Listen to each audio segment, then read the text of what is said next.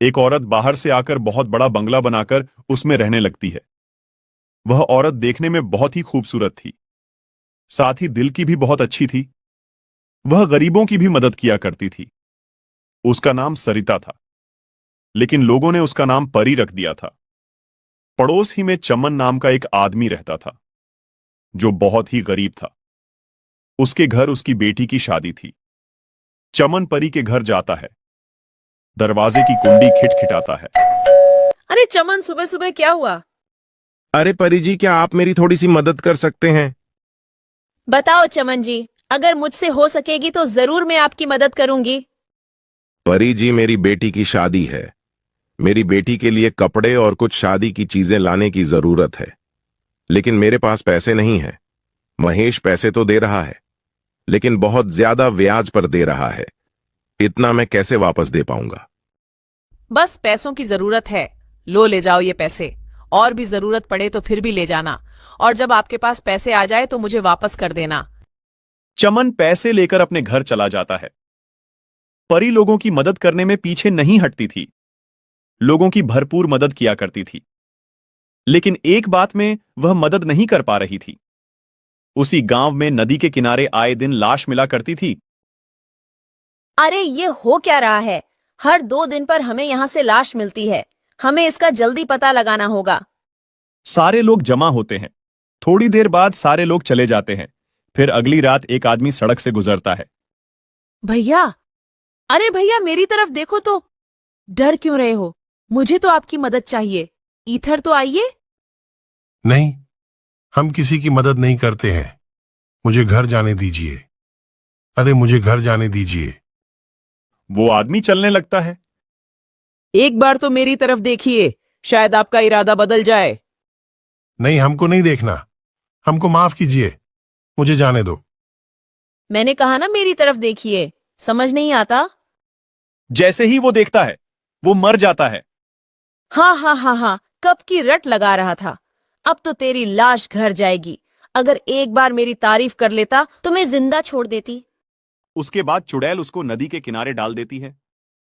अगले दिन सुबह सुबह रीना रोती हुई आती है। सारे लोग जमा हो जाते हैं। क्या हुआ रीना, क्यों रो रही हो? मेरे पति महेश रात को घर नहीं आए। चलो हम उस नदी के पास जाकर देखते हैं। सारे लोग नदी के पास जाते हैं। साथ में परी भी आती है।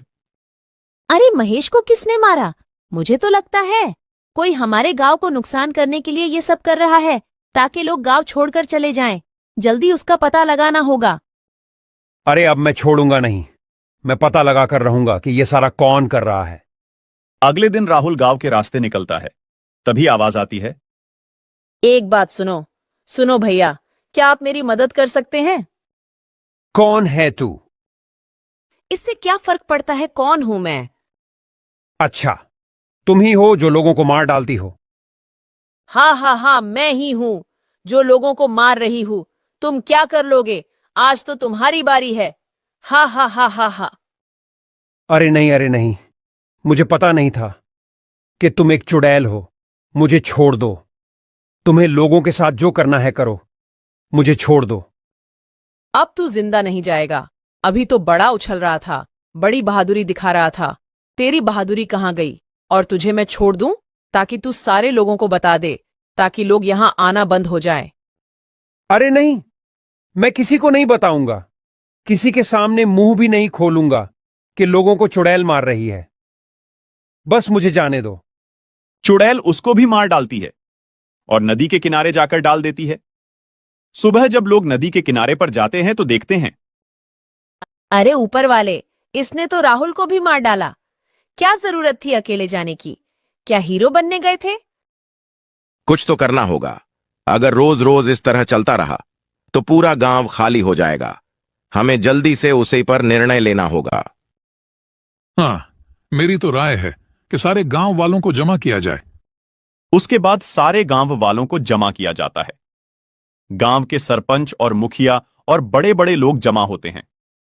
गांव का सरपंच खड़ा होता है और लोगों से कहता है, हर एक आदमी इस मामले में अपनी अपनी राय दे। हमें क्या करना होगा?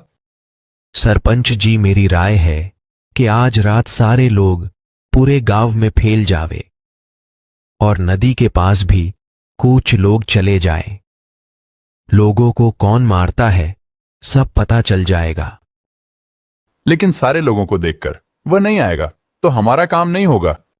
सरपंच जी मेरी बात सुनो, मैं आज रात को जाऊंगा, मेरे साथ एक आदमी को और भेजो, हम दोनों मिलकर पूरी बात का पता लगाएंगे, फिर हम सुबह आपको बता देंगे। ये बात सही है। दूसरा आदमी कौन तैयार है, जल्दी बोलो। तो एक आदमी खड़ा होता है जिसका नाम प्रकाश होता है। सरपंच जी मैं जाऊंगा। लोग अपने घरों पर चले जाते हैं।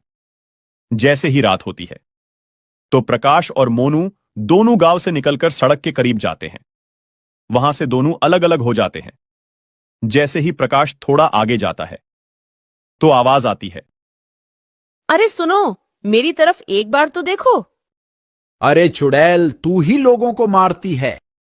मैं ही मारती हूँ, आज तेरी बारी है। प्रकाश फौरन वहां से दौड़ता है। प्रकाश फौरन मोनू को बुलाता है। मोनू जल्दी मेरी तरफ आओ, यहां चुड़ैल रहती है। अरे प्रकाश, क्या हुआ? अरे भाई देखो उधर दूर, जो अभी औरत नजर आती है वही चुड़ैल बनकर आई थी। चलो उधर जाकर देखते हैं। जैसे ही वह दोनों चुपके से देखते हैं तो प्रकाश कहता है, अरे ये तो परी है, परी। ये दोनों आदमी भागकर गांव आ जाते हैं। फिर वह दोनों अपने अपने घर चले जाते हैं। जैसे ही सुबह होती है वह दोनों सरपंच के पास जाते हैं। फिर सारी बात सरपंच को बताते हैं।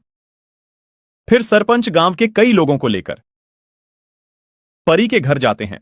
सारे लोग और सरपंच परी के घर जाकर दरवाजा खिटखिटाते हैं। परी बाहर नहीं आती। सारे लोग आपस में एक दूसरे से कहने लगते हैं, लगता है परी को पता चल गया है, अब बाहर नहीं आएगी। उसमें से एक आदमी कहता है, मुझे तो लगता है परी भाग गई होगी।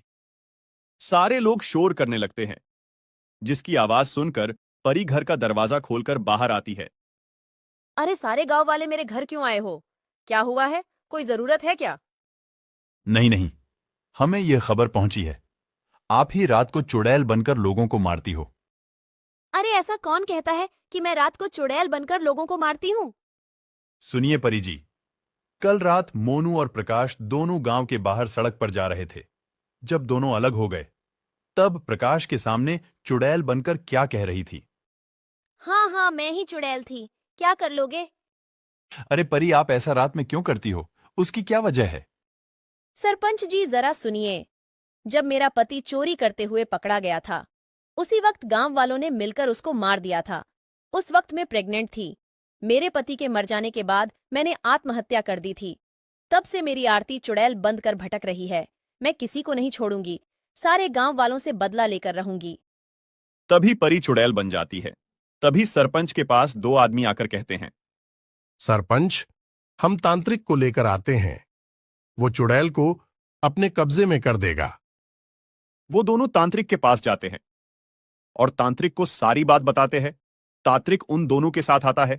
तांत्रिक चुड़ैल से कहता है, गांव वालों को परेशान करना बंद कर दे। नहीं, मैं गांव वालों से बदला लेकर रहूंगी। तभी तांत्रिक चुड़ैल को आग लगा देता है। चुड़ैल जल जाती है। सारे गांव वालों को चुड़ैल से छुटकारा मिल जाता है। सारे गांव वाले तांत्रिक का शुक्रिया अदा करते हैं। गांव वाले तांत्रिक को बहुत सारी चीजें गिफ्ट करते हैं। तांत्रिक उन चीजों को लेकर चला जाता है। फिर गांव वाले खुशी खुशी रहने लगते हैं। सरपंच मोनू और प्रकाश को कुछ पैसे दे देता है। उनकी हिम्मत की वजह से पूरे गांव वालों को छुटकारा मिलता है। दोस्तों, इस कहानी से हमें यह सीख मिलती है, कभी भी किसी पर आंख बंद करके भरोसा नहीं करना चाहिए। हमारी